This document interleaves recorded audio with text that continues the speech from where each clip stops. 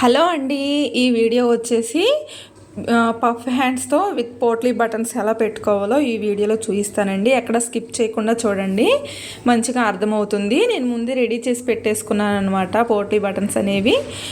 Blouse వచ్చేసి green colour అనమాట, దానికి ఆపోజిట్ అంటే ఎల్లో కలర్ శారీ అనమాట, ఫుల్ ఎల్లో కలర్ శారీ. చాలా పర్ఫెక్ట్గా వస్తుందండి. నిదానంగా చూస్తూ ఎక్కడ స్కిప్ చేయకుండా చూడండి. ఫస్ట్ అయితే లైనింగ్ పీస్ మీద ఈ పోట్లీ బటన్స్ అనేవి, ఆ పోట్లీ బటన్స్ ఎడ్జ్ అనేది అంటే ఆ రౌండ్ అనేది లోపల వైపుకు ఉండాలి. ఆ సైడ్ది అంటే ఖర్చు ఉండిద్ది కదండి, ఆ ఖర్చు అనేది బయట వైపుకు ఉండాలన్నమాట. ఎందుకంటే లైనింగ్ మీద మంచి ఫ్యాబ్రిక్ వేసి కుట్టుకున్న తర్వాత అవి నార్మల్గా వస్తాయి అన్నమాట. ఇలా ఫస్ట్ అయితే లైనింగ్ మీద అన్నీ డాట్స్ పెట్టేసుకుని అంటే మెజర్మెంట్స్ పెట్టేసుకొని నీట్గా అయితే కుట్టేశానండి. మెజర్మెంట్స్ పెట్టుకోకుండా కుడితే ఏంటంటే ఒకటి దగ్గరకు పెట్టేసి ఒకటి దూరంగా పెట్టేసి అంత చూడడానికి అంత మంచిగా ఉండవు అనమాట.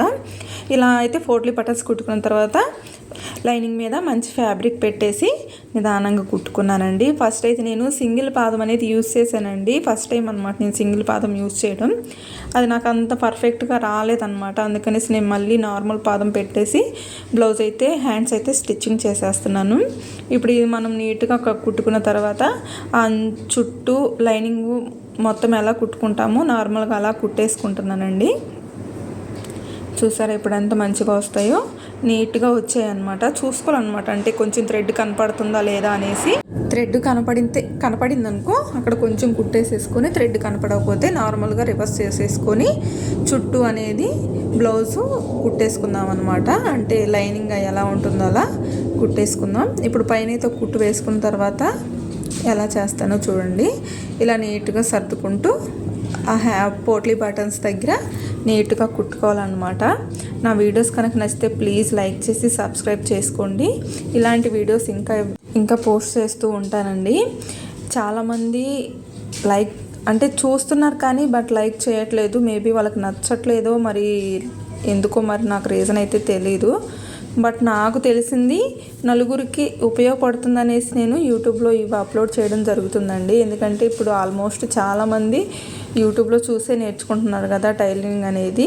అలా యూజ్ అవుతుందనేసి నేను A to Z ప్రతిదీ నేను కుట్టేది అన్నీ పోస్ట్ చేస్తున్నాను. ఇలా నీట్గా పైన మంచి ఫ్యాబ్రిక్ అనేది నీట్గా సర్దుకుంటూ కుట్టుకోవాలి, ఎందుకంటే ముడతలు రాకుండా. చూసారు ఎంత నీట్గా వస్తుందో.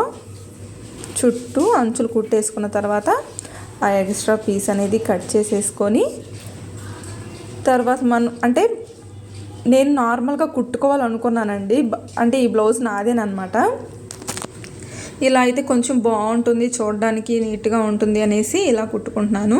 దీని మీద నేను మళ్ళీ మగ్గంకి సంబంధించిన అంటే వాటికి కావాల్సినవన్నీ తెచ్చిపెట్టుకున్నాను. అండ్ తర్వాత కూడా మగ్గం అనేది చేసుకుంటాను దీని మీద నేనే.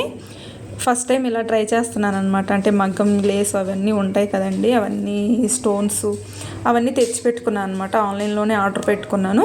తర్వాత ఈ బ్లౌజ్ అంతా కుట్టడం అయిపోయిన తర్వాత నేను మగ్గం లేస్ అలాంటివన్నీ కుట్టుకుంటాను అనమాట.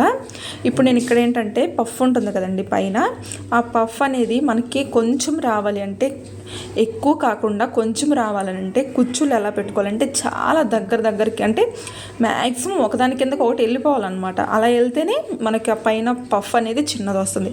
మనకు పెద్ద పఫ్ రావాలి అనుకోండి, కుచ్చులు అనేది కొంచెం దూరంగా పెట్టుకోవాలన్నమాట. అప్పుడు కొంచెం వెడల్పు వస్తుంది అనమాట. ఇది ఒక చిన్న ట్రిక్ అనమాట.